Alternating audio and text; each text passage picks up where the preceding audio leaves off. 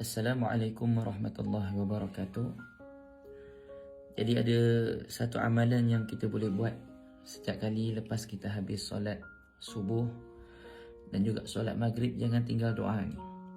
Jangan tinggal zikir ni, jangan tinggal doa ni, wirid ni jangan tinggal. Sebab apa Nabi pernah sebut doa ni kepada sahabat Nabi, seorang sahabat Nabi,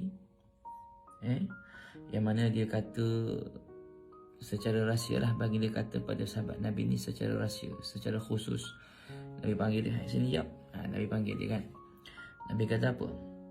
Nabi kata, apabila kau telah beredar daripada solat maghrib, maksudnya lepas kita dah habis sembahyang maghrib lah, maka katakanlah Allahumma ajirni minan nar. Berapa kali? Nabi suruh baca sebanyak 7 kali. Sesungguhnya apabila anda telah mengucapkan doa itu, kemudian sekiranya anda telah meninggal pada malam itu, maksudnya lepas kita baca lepas maghrib tadi, kita baca zikir tadi, doa tadi 7 kali, Allahumma ajirni minan nar.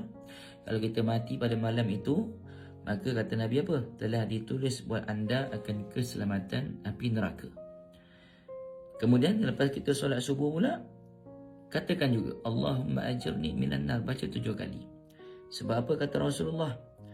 Sekiranya anda meninggal pada pagi tersebut, maka ditulis buat anda akan keselamatan daripada api neraka. Apa hikmahnya? Kenapa kita kena baca 7 kali? Kata ulama, sebabnya neraka ada 7. Jadi kita minta keselamatan daripada Allah daripada masuk ke 7 pintu neraka tadi. Dan kita kena tahu syurga ada 8.